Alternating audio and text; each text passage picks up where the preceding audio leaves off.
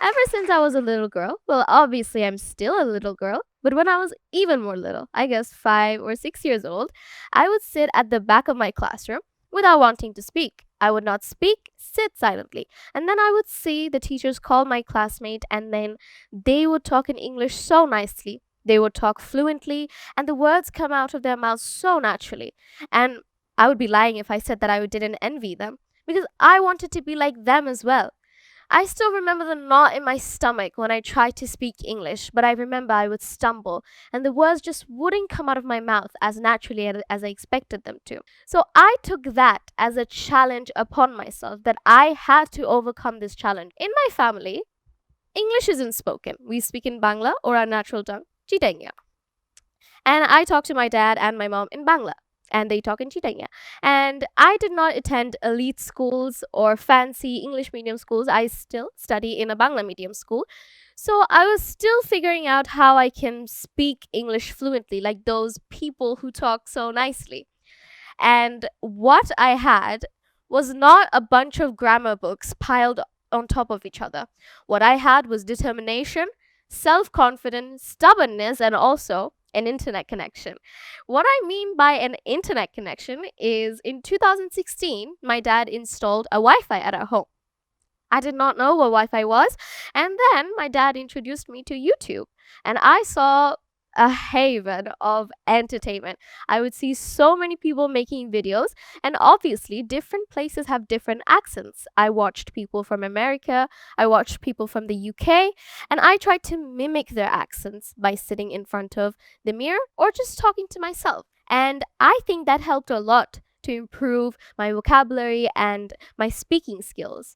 Another reason why I improved was my dad always encouraged me to read books. So I started reading from the age of 7. I started reading big books. I started reading the Harry Potter series when I was 8 years old, and I loved it. It was like I was made for this world. So I started reading, I started watching videos, and that was it. The combination I needed to start speaking so fluently, and I loved it. And I'd say that you guys should also read books. Reading books is absolutely amazing. And also, one more thing is that my dad also told me is that always open the windows of your mind. If you do not open your window, how are you going to enjoy your view? You have to take your strength to open the window, and then you can enjoy the view. It goes for everything, whether it's a real window or the window of your life. And I realized that while I was learning English, I wasn't just learning a language which gave me strength. I was making my inner voice. I was strengthening myself. And while learning English, I realized what I'm really capable of. And one thing is, you always have to be confident in yourself. If you don't realize what you're capable of, you can't expect other people to know what you're capable of. You always have to listen to yourself first, because at the end of the day, you're there for yourself. You're your best friend.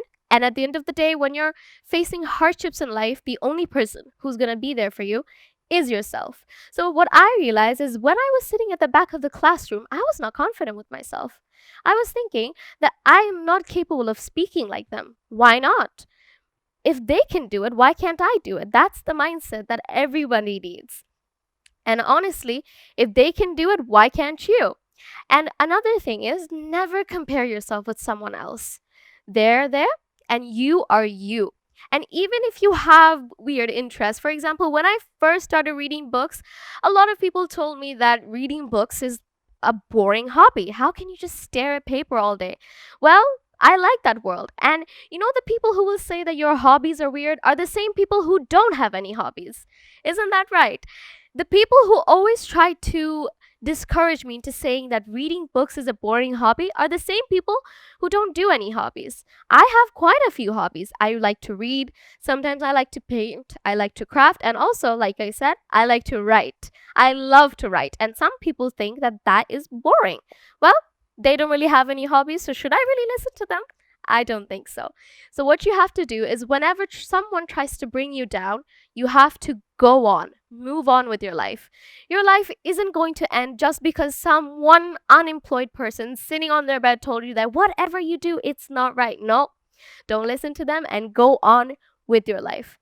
And since I had that confidence in myself, I realized that I was capable of doing anything.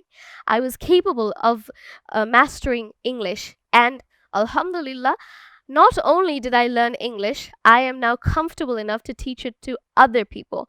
I have social media platforms where I teach people English so that it's fun and relatable for them. I teach English so that other people can be confident in themselves. Maybe there's someone like they're out there who's just like me, not wanting to say their first English sentence out loud because they're not confident in themselves. Well, I'm all here for you. If you're not confident, then be confident. You have to love yourself first in order to show what you're truly capable of. Maybe what your capability is not speaking in English. Maybe you're capable of making amazing art projects. Maybe you're capable of singing your heart out. It can be anything. But remember, even if you're weird, just be you. You don't have to be anyone else.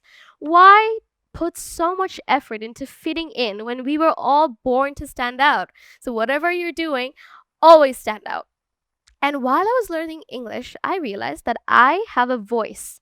I have a voice that I have strengthened, and I think that I could speak for a lot of people and not just for myself.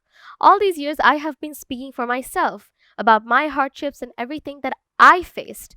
And I think that a lot of people agree with that as well. So, since I have quite a few people who are willing to learn with me, like I said, I have over 5 million people who are learning with me and are also sharing their experiences with me. So, since I have quite a few eyes that are watching me, then I could drift that attention onto something even more important, something that people neglect, a topic not many people want to talk about, and that is women hygiene. I know that all of us face lots of taboos when we're going through our menstrual cycle. I experienced it as well. At the beginning of my menstrual cycle, I would see that in a lot of families, they would isolate their girl inside of their room, jail them in like an isolated person. And I don't think that's right. And let me remind people that menstrual cycle, it's not a disease. It's what women go through. And what people need to realize is that when a woman goes through her menstrual cycle, she goes through a bunch of different emotions.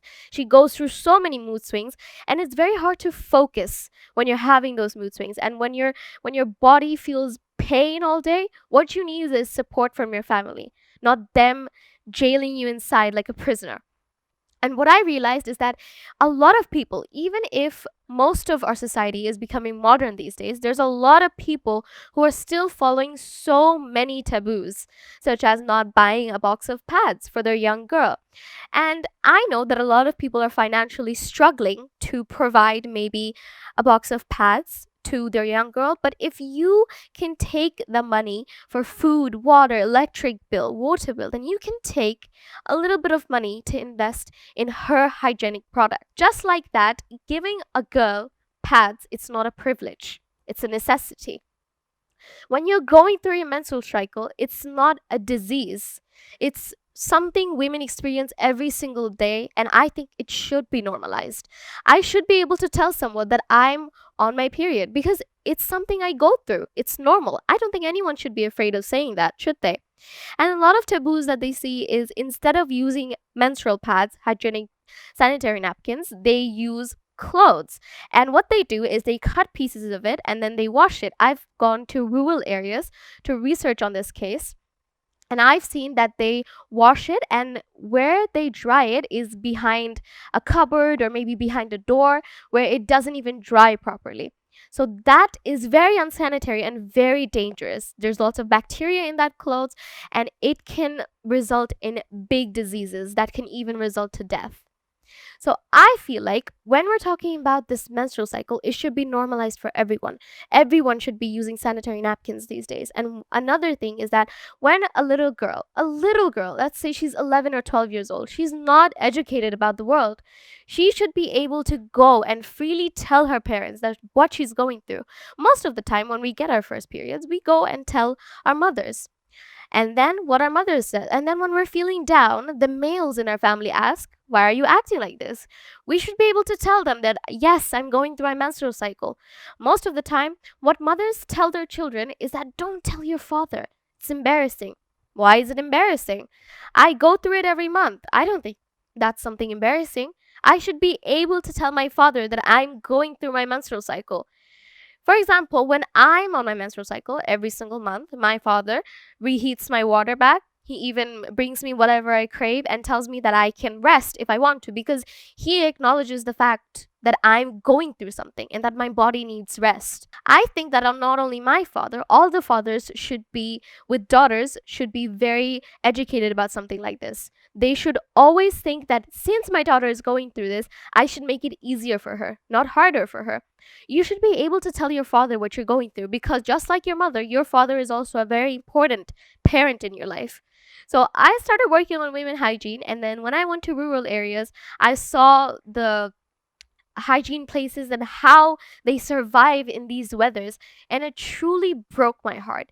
Not every parent was keen on buying their little girl a packet of pads, and I went there. I sat with 35 girls and I provided them with pads and soap so that they can at least know what it is, and I even told them that you can buy a box of pads for only 40 taka. I know, and even if you buy two packets, it's 80 taka. Just like that, just take 80 taka out of your bank account for your little girl, and maybe she will be free from all types of diseases. So, after working on women hygiene, I realized that while learning English, I built my voice. I built it, and I was speaking on behalf for many women out there who cannot speak for themselves. I know there's a lot of women out there who are neglected from normal things such as women hygiene and normal things. They're neglected from it. And like I said, giving them proper hygiene, it's a necessity. Don't treat it like it's a disease. Women are very strong for going through so many obstacles every day and still providing such a good and nurturing society for everyone. So we should nurture our women because they are giving us a lot. So we should be able to give them something as well. So, to speak on behalf of women, I took on this act to speak for women's hygiene, and I am more than welcome to speak for lots of women in my community. And when I learned English and diverted it into something that was important, like women hygiene, I realized that this was my turning point. Speaking in English, making it a voice, and then using that voice for speaking not only for myself, but also for other women out there. That was my turning point. The person I am right now, that turning point had a big effect on my life. I know I still have a long way to go, a long path to overcome, but still, the person I am today with my opinions, I think that that turning point affected me a lot. Me taking my time and my energy to devote it into learning English and then making a voice to speak for women, I think that that was my biggest turning point that helped me a lot. So, for all of you out there, maybe your turning point isn't a fear of learning a language. It could be something that you're afraid to do. It could be something that you were told not to do. It could be a lot of things. Your turning point can come in lots of different varieties. It can come in lots of different occasions. What you have to do is embrace it. Whatever obstacle comes in your life, whatever event comes in your life, you have to embrace it and go through the challenges. You have to see how strong you are. Listen to yourself, to your heart, and what you want to do. Your turning point is probably waiting for you as well. So, what you need to do is embrace it just like I did, and maybe, just maybe, you can also benefit your community. Maybe it's for women. Maybe it could be for hygiene. It could be for anything. As long as you're benefiting your community and doing something good for your world, that just goes to show how big of a person you are and how big and good hearted you are. So, your turning point is coming. Just wait to embrace it. Thank you so much for listening to me today, and it ends here. Thank you so much.